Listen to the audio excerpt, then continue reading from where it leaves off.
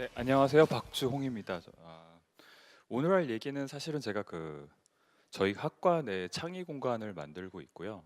그러면서 설계를 하면서 사실 저희 교수님들한테 프레젠테이션 했던 내용이고요. 제가 사실은 그동안 이런 공간을 꽤 오랫동안 만들고 싶어 했었는데 포스텍에서 저한테 그런 기회를 주셔서 고민을 했던 내용을 여러분들께 소개를 좀 해드리겠습니다. 제가 알기로 여러분들 중에 아마 창의 공간을 만드시거나 계획하시고 계신 분이 계시다면 좀 오늘 프레젠테이션이 도움이 좀 되리라 생각을 합니다. 일단 우리가 창의적인 사람을 위한 창의적인 공간이라고 하는데요. 여러분 이걸 아직을 이해를 좀 아마 하시기가 힘드실 겁니다. 그래서 우리가 잘 아는 공간과 그 어떤 사람에 대해서 좀 일단 먼저 설명을 드릴까 합니다. 그래서 일단 우리가 알아야 되는 게 어떤 우리가 생각이나 아이디어가 있으면 그게 공간으로 표현이 되고 그게 공간으로 표현이 되면 우리는 그 속에 공간을 사용하는 사용자들은 그 공간에 의해서 어떤 그 퍼포먼스나 행동의 변화가 오게 됩니다. 그래서 이 사실 저희가 같이 유지를 해야 되는 게 이 세 가지입니다. 어떤 아이디어가 있고 목적이 있으면 그 목적에 맞는 공간이 있고 나중에 그 공간이 형성화되면 그 공간을 사용하는 사람들은 그 아이디어에 의해서 영향을 받게 된다는 사실입니다. 제일 중요한 일단 우리가 아는 게 우리 대부분의 대학교의 목표가 뭐죠? 의사 몇 명을 만들어야 되고 판사 몇 명을 배출해야 되고 변호사를 몇 명 배출을 해야 되죠. 이러려면 어떻게 해야 되죠? 책을 많이 봐야 되고 암기를 해야 되고 시험을 봐야 됩니다. 그러려면 그 공간, 이게 아이디어죠. 그러려면 그를 위한 공간은 아주 좋은 도서관이 있으면 됩니다. 조용하게 파묻혀서. 사실 이것도 좋은 공간은 아닙니다. 더 그 아이디어, 많은 변호사를 배출하고 많은 자격증을 따내는 사람들을 배출하기 위해서 더 좋은 공간은 사실 이런 공간이죠. 대화도 하지 말고 고개를 푹 파묻혀서 굉장히 좋은 공간입니다. 그 유니파이드 된 라이팅에 아마 에어컨 공조 설비도 잘 돼 있고 아마 온도도 항상 잘 맞춰져 있을 겁니다.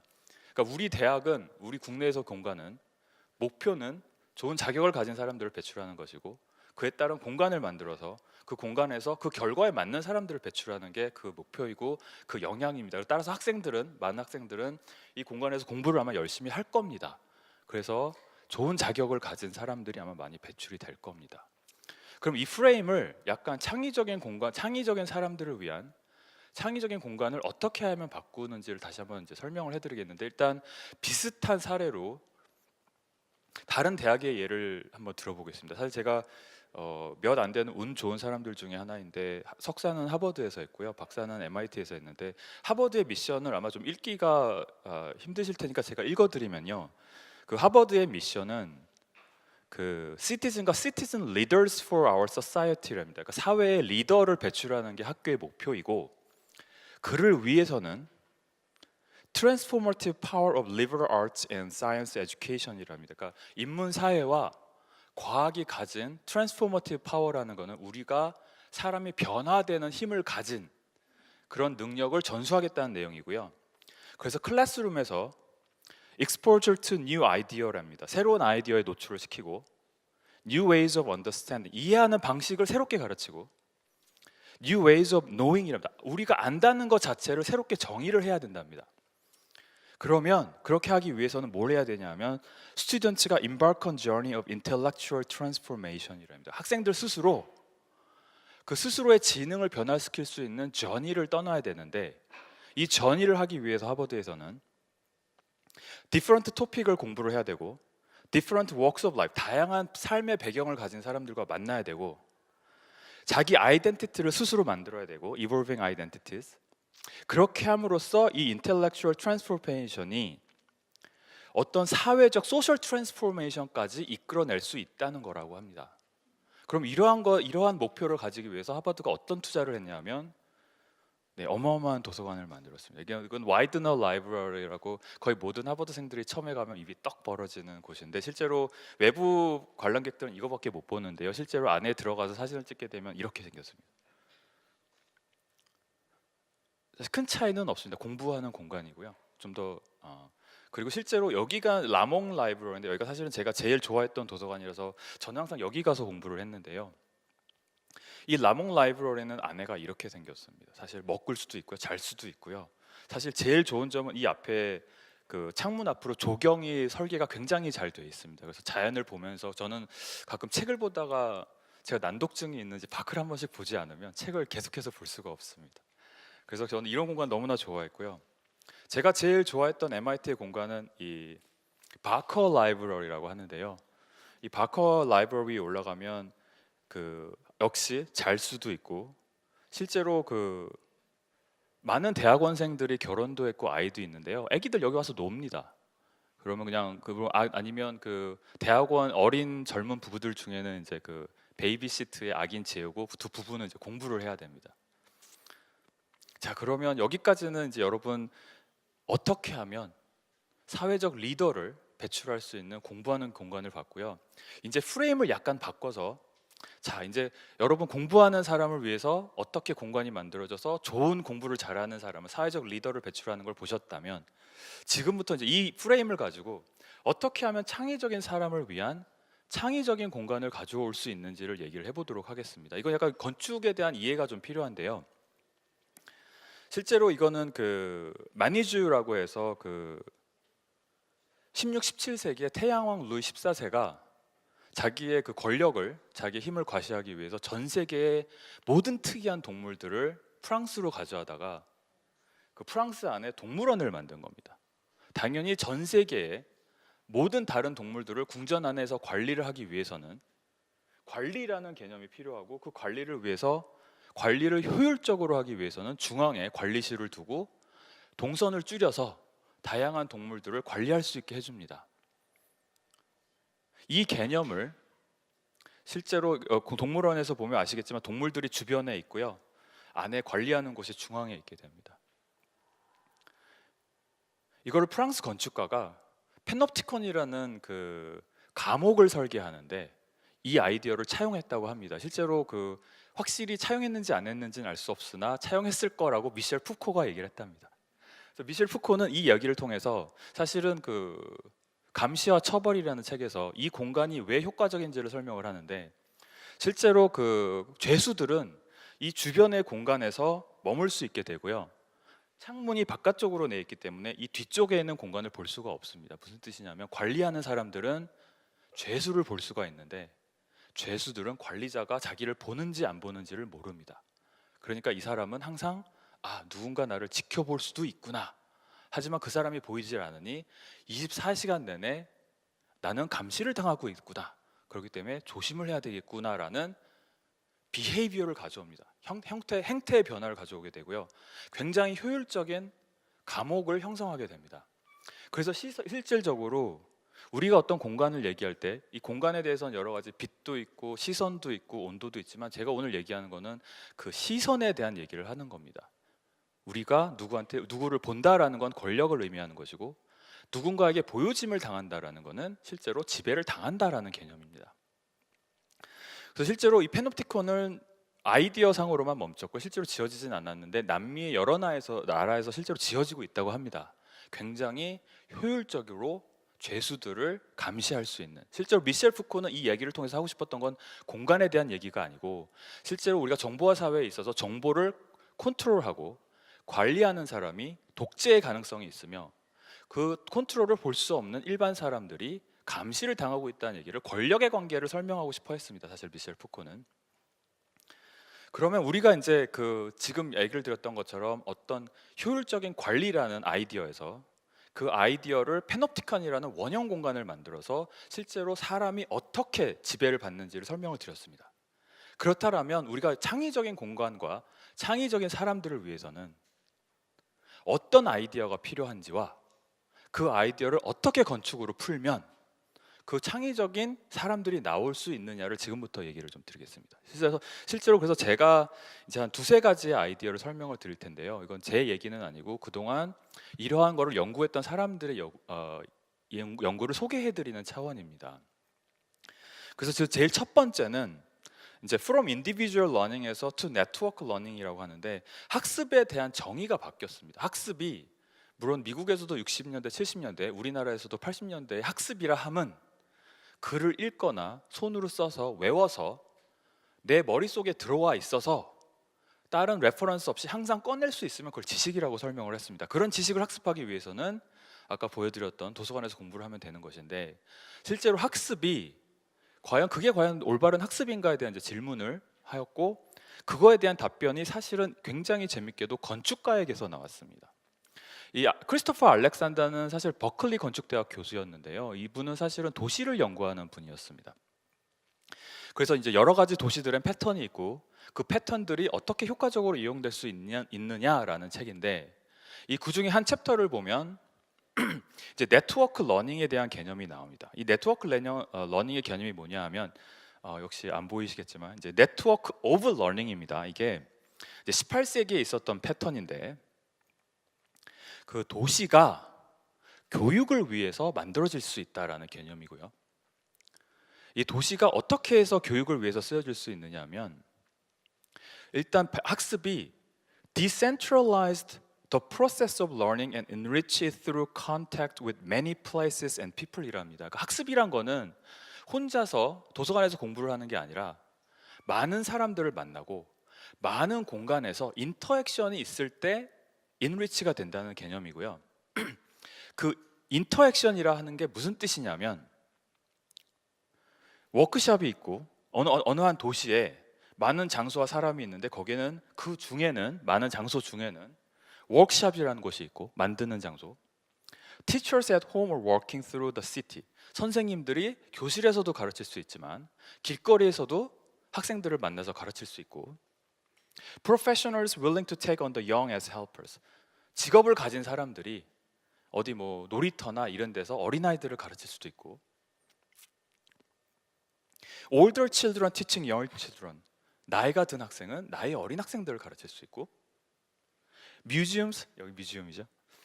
Young groups traveling, 어린아이들이 도시를 돌아다니면서 놀기도 하고, Scholarly seminars, 이런 세미나나 컨퍼런스도 도시에서 생길 수 있고, Industrial workshop이라고 해서 뭐더 좀 전문적인 그런 워크숍도 있을 수 있고, 이런 다양한 것들이 도시에서 생길 수 있기 때문에 도시를 이렇게 설계를 하면 여기서 교육이 잘 이루어질 수가 있는데, 이거를 weave together for themselves the situation이라고 하는 겁니다. 모든 사람들이 서로를 위해서 교육을 할 수 있는 도시. 그래서 여기서 중요한 거는 이 new educational facilities가 in a way which extends and enrich this network랍니다. 그러니까 학습을 위해서는 네트워크된 인터액션이 필요한데, 도시가 이러한 장소들을 제공하게 되면 이러한 학습이 enrich되고 extend, 확장이 된다라는 개념을 1977년에 했습니다.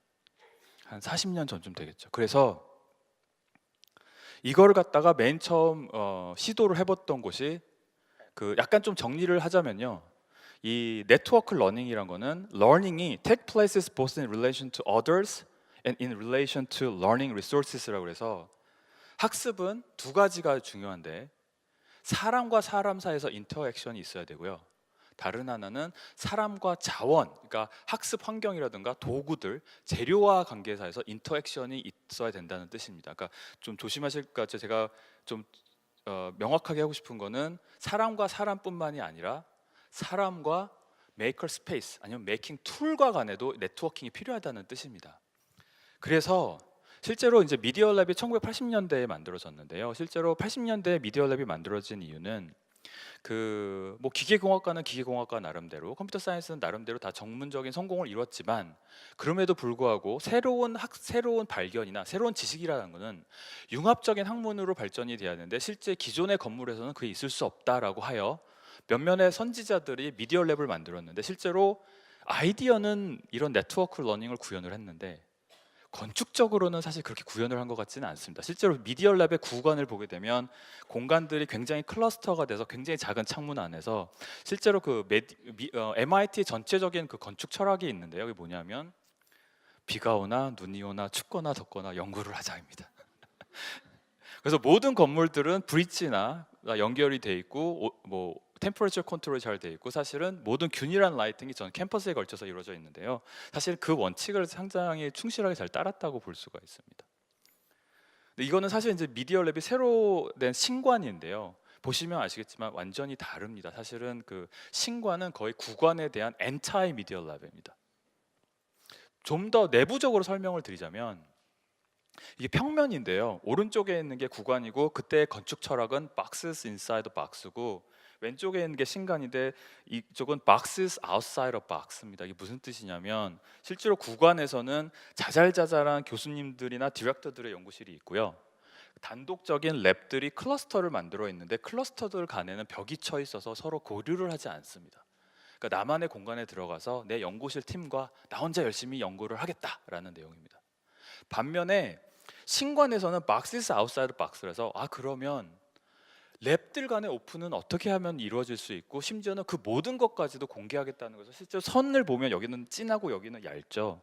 진한 벽들은 이 가로쳐져 있는 이제 뭐 콘크리트나 벽돌벽이고요. 이 얇은 벽들은 유리문을 사실은 건축적으로 표현을 한 겁니다. 그래서 실제로 보게 되면 이 왼쪽이 박스스 인사이드 박스라고 해서 뭐 보시겠지만 교수님 방이 구석에 있고요. 같이 공동으로 사용하는 방이 있고 실제로 똑같지만 실제로 이것에서는 여러 랩들이 공유를 하면서 서로가 서로 간에 일하는 모습을 볼 수 있게 만들어 준 겁니다. 그럼 왜 저걸 배우게 됐냐면 한 30년 정도 미디어 랩 그 연구진들이 연구를 해보니 우리끼리 하는 건 잘하고 있지만 아직도 교류는 부족하다라는 거를 깨달았는데 어떻게 깨달았냐면 굉장히 특이하게 그 미디어 랩의 지하 1층에 가보면 여기 유일한 랩입니다. 지하 1층에 거대한 공간이 있고 여기에는 레고 러닝 랩이라고 그리고 스마트 시티 랩, 컴퓨팅 컬처 랩, 라이프롱 킨더가튼 랩이 있고요. 또 센터 포 비츠 앤 아톰즈라는 5개의 랩이 공유를 하는 랩이 있었는데 사실은 이분들이 미디어 랩의 거의 그 가장 탁월한 연구 실적을 내는 교수님들의 결합체입니다. 그래서 실제로 한 방에 불과했던 이 플랜이 사실은 신관을 설계할 때는 모든 곳에 설계를 했고요. 조금 돌아가 보면 아시다시피 이 모든 곳은 실제로 그 구 미디어관의 지하 1층에 있었던 그 설계실을 그 스튜디오를 모든 공간에 적용 확대한 예라고 이해를 하시면 됩니다. 그래서 실제로 이거에 대해서 이 당시에 있었던 MIT 건축 학장이고요. 아델 산토스라고 그래요. 저명한 걸출한 여성 건축가 분이십니다. 이분이 이것을 어떻게 설명을 했냐면 A Study in Transparency라고 설명을 했습니다. 우리가 서로가 서로를 바라보는 것이 왜 건축적이고 왜 탁월한 결과를 내는데 중요한가라는 개념인데요. 좀 정리를 해보자면 이 새 뉴미디어 랩 건물은 트랜스페어런시가 있는데 이 투명함이 contribute still more to that collaborative ethic이랍니다. 투명함 때문에 협력을 하게 될 수 있다는 겁니다. 왜 그러냐면 인테리어 월스가 글라스고 affording views in all direction이랍니다. 내가 어디에 앉아 있든 간에 누가 어떤 일을 하는지를 다 볼 수가 있고 내가 일을 하는 게 모든 사람들에 의해서 보여줄 수가 있는 겁니다. 그렇게 되면 일을 한 사람 볼 수가 있고 또한 사람을 보는 게 아니라 그 사람들의 일을 하는 과정을 보게 되고 일을 하는 과정에 산출됐던 중간 결과물들을 볼 수 있게 되는 게 중요하다고 하는 내용입니다. 그럼 그게 왜 좋냐면 It is very exciting atmosphere, colorful, spirited, and incredibly joyful space랍니다. 그러니까 내가 남의 일을 보는데 여러분 혹시 화실에 가본 적 있으신가요? 화실에 가면 그렸던 물건들, 찢어진 거, 오래된 벽화들을 보는 것 자체가 컬러풀하고 조이풀한 거를 그런 화실과 같은 아틀리에 개념을 미디어 랩이 연구 공간화하려고 했던 겁니다. 그리고 다시 다른 예를 들어서 이건 하버드 건축대학원의 예인데 1972년도에 사실은 하버드 건축대학원이 처음 생겼고요. 그 당시에는 건물이 없었다고 합니다. 그래서 실제로 그냥 하버드 주변에 있는 5개의 건물에 수업을 할 수 있는 공간은 다 마련이 되었었답니다. 그래서 공간은 다 있었으나 실제로 뭐 1학년들은 뭐 건물 어디 가서 공부를 하고 다른 렉처가 있으면 또 다른 건물 가고 그래서 서로가 서로를 볼 수가 없었는데 실제로 프로그램에 맞춰서 공간은 있음에도 불구하고 서로가 서로를 볼 수가 없는 게 정말 문제가 되니 사실 존 앤드류라고 그 58년대 졸업생이죠. 하버드 졸업생인 건축가가 under one roof라는 개념이 굉장히 중요하다고 제안을 합니다. 한 지붕 아래. 그러면 한 지붕 아래에 많은 프로그램을 넣어야 되니 근데 한 지붕 아래 많은 공간을 들어갈 수 없으니 트레이즈라는 개념을 설명해요. 서랍이라는 개념을 설명을 하죠. 그래서 한 공간 안에 모든 프로그램을 약간 좀 밀어 꾸겨 넣었듯이 하려면 서랍처럼 넣어서 이거를 언더 원 루프라는 건축 대학을 설계를 합니다. 결과는 이렇게 됩니다. 이게 굉장히 좋은 공간인데요. 제가 럭키하게 여기서 미국 건축 프로그램 3년 반 과정이고요. 여기 보시면 대충 한 4개 정도의 층이 있는데 당연히 1학년은 1층, 2학년은 2층, 3학년은 3층, 4학년 1학기까지 논문을 쓰고 졸업을 하게 되는데 1학년 때 친구들이 굉장히 에너제틱합니다. 막 졸업하고 신나게 와서 입학을 해서 굉장히 일을 하는데 사실 일은 좀 못합니다. 막 굉장히 유치한데 막 근데 프로덕션이 어마어마해요. 막 굉장히 많은 프로덕션을 하지만 사실 볼 거는 좀 없고요. 근데 다만 이 학생들이 4학년들 거를 보면 사실 4학년들 좀 게으릅니다. 학교 잘 안 와요. 근데 그들이 뽑아내는 경험과 아이디어는 굉장히 어메이징합니다. 그러면 4학년들, 3학년들은 1학년들 보면서 아, 나 옛날에 저랬었지. 되게 사실은 좋은 공간이면서 사실 제가 여기서 3년 동안 제가 제일 잘했다라고 생각하는 거는 매주 토요일 아침에 저 혼자 커피를 딱 들고 학교를 갑니다. 그리고 학교를 순회를 합니다. 4층부터 다 돌아요. 이거를 4년 동안 제가 매주 했습니다. 아, 이 학교에서는 무슨 일이 벌어지고 어떤 학생들은 어떤 일이 벌어지는 계속 촬영을 했던 게 지금의 제 자산이라서 어떻게 학교 내에서 어떤 그 크리에이티브 파워 익스플로전이라고 하죠. 폭발력이 어떻게 벌어지는가?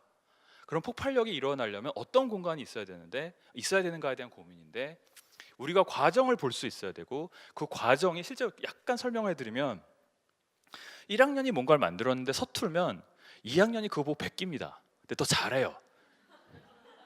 그리고 2학년이 하는 걸 4학년이 이거랑 이거랑 합치면 더 좋은데? 그리고 더 좋은 걸 만들어야 합니다. 근데 이 4학년들 걸 다시 1학년이 보고 배웁니다. 그러니까 아이디어가 근데 사실은 끊임없이 그러니까 약간 바이러스가 퍼지듯이 근데 바이러스가 결합도 하고 어떤 건 죽기도 하고 어떤 거는 더 성체가 되고 어떤 거는 죽기도 또 아이디어가 마치 생물체처럼 어떤 생태계처럼 이컬러지라고 그러죠. 아이디어가 버섯 포자 퍼지듯이 퍼지면서 한 학기 동안 어떤 건 커지기도 하고 어떤 건 다음 해로 넘어가기도 하고 어떤 건 죽기도 하는 이 아이디어가 끊임없이 학교 내를 돕니다. 마치 어떻게 설명하면 그 아이디어의 유령들이 학교를 이렇게 싹 어떤 스피릿이 학교를 싹 돕니다. 이런 끊임없는 스피릿이 끊임없이 돌고 있는 게 하버드 건축대학원입니다. 그래서 사실은 이제 아직 말씀드렸겠지만 네트워크 혼자서 열심히 하는 공부하는 세상은 끝났어요. 실제로는 아이디어는 더 이상 천재가 존재하지 않아서 혼자 스스로 나오지 않습니다. 아이디어는 끊임없는 인터랙션과 이볼루션과 뮤테이션을 통해서 살기도 하고 죽기도 하고 끊임없이 퍼지는 상태여야 됩니다. 이제 다른 두 가지 이제 아이디어인데요. 창의적인 공간을 위해서는 두 가지 이제 트랜스포메이션이 필요한데 하나는 단순히 배우는 자가 엔드 유저 그냥 커스터머죠. 사용자 툴을 쓰는 사람이 아니라 툴 자체를 만들어낼 수 있는 크리에이터가 돼야 된다는 개념과 어떤 메이커 스페이스는 그 안에서 단순히 기계를 사용해서 만들고 패브리케이트를 하는 공간이 아니라 패브리케이트 하는 과정에서 이노베이티브 아이디어가 나올 수 있는 공간이 돼야 된다는 겁니다. 왜 이런 이유가 나왔냐면 실제로 그 MIT 미디어 랩에는 그 교육에 대한 이론 중에 컨스트럭셔니즘이라는 개념이 있고요. 이건 이제 그 세이모 파펫이라는 그 교육 아마 전공하셨으면 절대 잃어버릴 수 없는 분이 설명을 한 건데 이제 두 가지 학습에 대해서 제가 좀 재정의를 해야 된다고 하는데 두 가지를 설명을 드리는데요. 하나는 학습이란 거는 선생님이 학생에게 그러니까 지식을 더 가진 선생님이 학생에게 지식을 전달하는 게 아니라 선생님이 학생들에게 설명을 하면 각자의 학생들은 제한된 경험과 제한된 지식으로 자기가 이해한 만큼만 그 지식을 재생산을 합니다. 그러니까 지식은 전달이 되는 게 아니고요. 지식은 학습자에 의해서 생성이 되는 겁니다. 그 말은 제가 지금 여기 메이커스페이스에서 설명을 하는데요. 여러분이 제 말을 이해한 게 아니고 여러분이 한 3, 40명이 30가지의 다른 뜻으로 이해를 하고 가시는 겁니다. 두 번째는 이 재생산이 될 때 쓰거나 암기에 의해서가 아니라 어떤 개인적으로 의미 있는 물건을 만들 때 뇌가 촉진이 된다는 겁니다. 그러니까 이 재생산을 할 때 우리가 공부를 하거나 운동을 할 때 밥을 먹어야 에너지가 생기듯이 이 재생산을 할 때는 어떤 연료가 필요한데 그 연료가 무언가를 만들거나 아니면 이것은 사실 하드웨어, 소프트웨어 양쪽인 면에서 프로그램을 만들어도 되고 어떤 물건을 만들어도 되지만 무언가를 만들어야 된다는 내용입니다. 그래서 실제로 스탠포드에서 사실 2000년대 초반부터 미국에서는 메이커 스페이스가 굉장히 페더럴 스테이트에서 많이 생겼고요. 이걸 갖다 스탠포드에서 분석을 해봤습니다. 도대체 어떤 일이 일어나는가? 정말 만들고 이런 메이커 스페이스를 하면 학생들이 다 크리에이티브해지고 잘 만들었을까를 질문을 하고 조사를 해보니 아니랍니다. 무슨 일이 있었냐면 이제 키체인 신드롬이라고 해서 지금 우리나라도 약간 비슷한데요. 거의 모든 메이커 스페이스는 이벤트화돼서 운영이 됩니다. 무슨 소리냐면 한 2, 3일 정도의 프로그램으로 외부 사람들이 왔다 배우고 집에 갑니다. 뭐 제일 열성적인 학생들이 한 두세 번 더 옵니다. 근데 사실 다 새로운 사람들이 몇 번 이제 그래서 제가 이벤트라고 합니다. 왔다가 가는 이 이벤트를 하게 되면 어떤 일이 벌어지냐면 키체인 신드롬이라는 게 벌어지는데 이게 뭐냐면 기계를 처음에 봅니다. 와. 그리고 거의 모든 워크숍에서 우리나라는 어떤 걸 하는지 모르는데 미국에서는 키체인을 personally meaningful한 오브젝트를 컨스트럭셔니즘을 따라서 키체인을 만들으라고 한답니다. 열쇠고리. 그러면 항상 가지고 다닐 수 있고 나 3D 프린트로 열쇠고리 뽑았어라고 친구들에게 자랑할 수 있는. 그래서 그걸 한 다음에 집에 가기 전에 선생님이 학생에게 물어본답니다. 너 만약 집에 레이저 커터나 3D 프린터가 있으면 뭘 만들어 보고 싶니? 그랬더니 키체인. 왜 뭔가를 만들어보지? 나 됐어, 키체인. 더 이상의 학생들이 깊은 사고를 이끌어낼 수가 없었답니다. 그러니까 학생들이 그 프로그램 교육 받은 대로에서의 어떤 옵티마이제이션을 하는데 내가 이틀 교육 받았고 3D 프린터를 한두 번 쓸 수 있으니 그 안에서 내가 할 수 있는 건 키체인밖에 없다라는 걸 깨닫는답니다. 그래서 실제로 미디어랩에 가보면 이 미디어랩의 신관의 1층인데 거의 한 4분의 1, 한 5분의 3에 해당하는 1층에 제일 좋은 공간에 머신샵이 있습니다. 이 머신샵은 간단한 기계부터 전문적인 기계까지 모두 오픈이 되어 있는데 사실은 좀 여러 가지 이슈가 있습니다. 안전 이슈도 있고요. 기계의 난이도가 있어서 학습을 해야 되고 기계를 쓰다가 도움도 많이 받아야 되는데 이거를 하기 위해서 MIT가 프로그램을 제공을 합니다. 정규 수업으로. 그래서 로봇함들 같은 전문적인 기구도 되게 많고요. 사실은 지금의 세대에 있어서 로봇을 쓰는 것보다 로봇을 어떻게 컨트롤하고 로봇 자체를 만들 수 있는 것까지가 사실은 학생들이 배워야 되는 핵심 내용 중에 하나입니다. 실제로 이 닐 걸션필드라고 이제 그 MIT에서 제일 그 선구적으로 메이커 스페이스를 만들고 이거를 전 미국에 이제 그 알려준 그 교수님이신데요. 이분의 수업 중에 그 How to Make Everything이라는 수업이 있습니다. 사실 How to Make Almost Everything입니다. 미디어랩에만 있었던 수업이고 지금 한 2004년부터 됐고요. 2011년부터는 이 미디어랩에 있는 수업인데 너무 교육적인 효과가 좋으니 MIT 건축대학에서도 그 짝퉁 버전이라고 쓰고 뭐 세마이 트윈 버전 하나 더 개설했습니다. 왜냐하면 그 수요는 너무나 높은데 공급이 감당이 안 되니 수업 하나를 더 만들어 버렸습니다. 건축대학 내에. 뭘 배우냐면 한 학기 내내 아마 좀 보시기가 힘들겠지만 좀 설명을 드리자면 인트로덕션이라고 해서 컴퓨터 에이드 디자인, 그러니까 소프트웨어 스케치업이나 뭐 CAD를 조금 배우고요. 프로젝트 매니지먼트 컴퓨터 컨트롤 커팅이라고 해서 바이닐 커터나 레이저 커터 같은 걸 일주일 동안 배우고 일렉트로닉스 프로덕션이라고 해서 PCB 서킷 디자인도 배웁니다. 우린 다 알두이노 같은 거 사다 쓰잖아요. 이 친구들 만들었습니다. 그리고 3D 스캐닝 프린팅은 설명 안 해도 아실 거고 일렉트로닉스 디자인이라고 해서 아예 부품까지 저항, 뭐 카패시터, 마이크로 컨트롤까지 디자인해서 만들어 쓸 수 있고 그러니까 자기만의 알두이노를 디자인해서 만들었습니다. 그리고 임베리드 프로그램이라고 해서 사실 어셈블리를 가르쳐 주는데요. 지금은 아마 파이썬이나 C 같은 랭귀지도 가르쳐 주고 몰딩 앤 캐스팅이라고 해서 여러분 아시겠지만 이렇게 주조하는 거죠. 이렇게 껍데기 만들어서 부어 주물로 떠서 만드는 거. 그 다음에 인풋 디바이스라서 각종 센서들을 다 가르쳐 주고요. 아웃풋 디바이스라고 해서 모터, 뭐 LED 라이트, 스피커 이런 쪽으로 가르쳐 주고 미케니컬 머신 디자인이라고 해서 그 금속 웰딩하고 로봇 만들 수 있는 기반을 가르쳐 주고 인터페이스 앤 애플리케이션 프로그래밍이라서 그 화면 디자인하고 UX, UI 디자인 가르쳐 주고 네트워킹이라서 인터넷 서버 쓰는 거 가르쳐 주고 와일드카드 위크에서 나머지는 이제 파이널 프로젝트를 합니다. 그러니까 한 학기 내내 가르쳐 줍니다. 그러니까 뭔가 3D 프린터를 만들고 쓸을 튼다는 게 한두 번에서 안 된다라는 거를 사실 그 제가 하고 싶은 건 이게 안 된다라는 거를 제가 사실 오늘 말하고 싶어서 왔습니다. 프로그램이 필요하고요. 실제로 MIT에서 그럼 이걸로 이게 끝나느냐 하면 이걸 가지고 이건 기초만 배우고요. 실제로 다른 스튜디오나 다른 연구 수업에 가서 이걸 이제 활용을 합니다. 이제 2년 석사 과정 2년 내지는 박사 과정 3, 4년 동안. 그러니까 이게 이 디지털 패브리케이션이나 메이킹이 하루 이틀이나 한 달, 두 달 갖고 되는 게 아닙니다. 한 학기 정도의 인텐시브 코र्스와 1년, 2년 이상의 트레이닝이 필요한데 그런 장기적인 시스템, 그러니까 교육적 시스템을 만들어야 하는 게 핵심이지 기계가 있는 방이 있다고 해서 되는 게 아니라는 걸 제가 사실 오늘 설명을 드리고 싶어서 온 겁니다.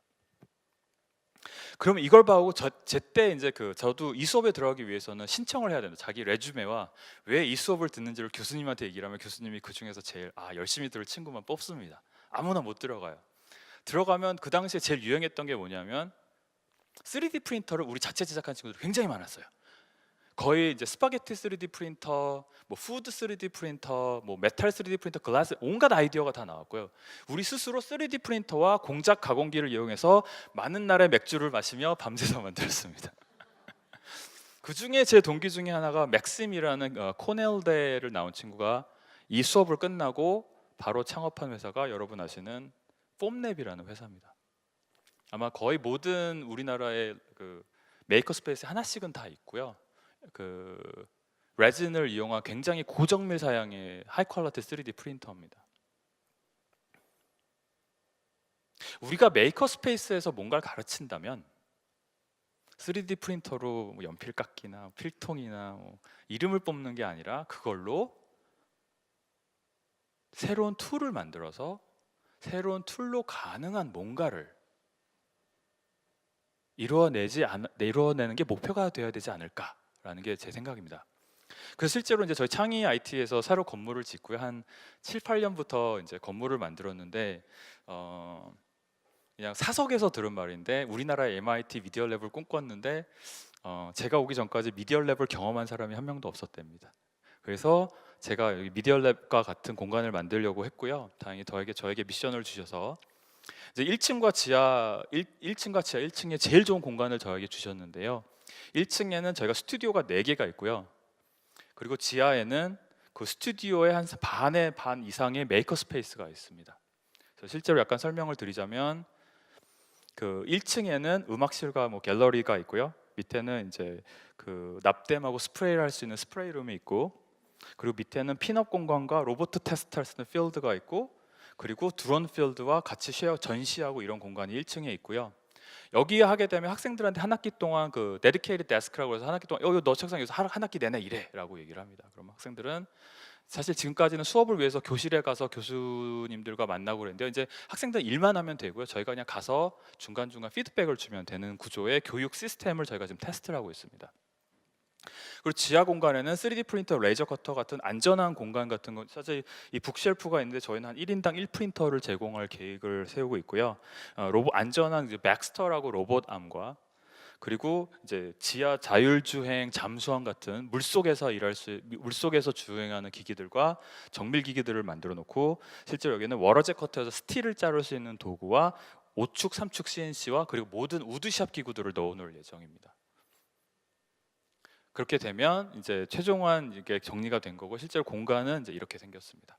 실제로 여기서 학생들이 자기들끼리 마음껏 24시간 내내 일할 수 있는 공간을 저희가 만든 겁니다. 지하 공간, 사실 저희가 지하 공간에 굉장히 공을 많이 들이고 있는데요. 그래서 실제 사실 제가 많은 분들을 설득하려고 했던 게 실제로 메이커 스페이스에서는 메이크를 해야 계속적으로 끊임없이 공간을 만든 겁니다. 그래서 실제로 이제 3가지로 정리를 할 수가 있는데요. 다시 처음으로 돌아가 보자면 우리가 공간을 만들 땐 아이디어가 있어야 되고 이 아이디어가 건축적으로 형상화되고 이 형상화가 되면 그 안에 있는 사람들은 영향을 받게 됩니다. 실제로 제가 그때 저희 학교를 위해서 제안했던 사실은 많은 분들이 만약 만드신다면 최소한 이 2가지는 가져가시라고. 하나는 네트워크 러닝이 이루어져야 되고 네트워크 러닝을 위해서는 공간적으로 트랜스페어런트한 스페이스가 있어야 되고요. 그 안에서 내가 작업하던 모든 결과물이 아니라 중간 과정이 트랜스페어런트에 보여서 서로가 영향을 줄 수가 있어야 되고 굉장히 훌륭한 것 같습니다. 저장 공간이 되게 많은. 그리고 우리가 바꿔야 될 거는 엔드 유저에서 그러니까 도구들의 사용자 개념에서 도구 자체를 만들어낼 수 있는 크리에이터에 대한 교육을 시켜야 된다라는 거.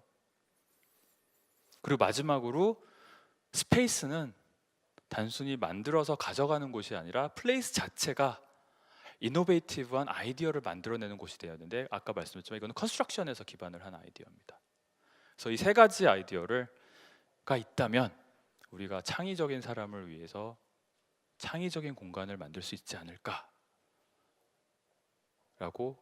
마지막 발표를 마치겠습니다. 감사합니다.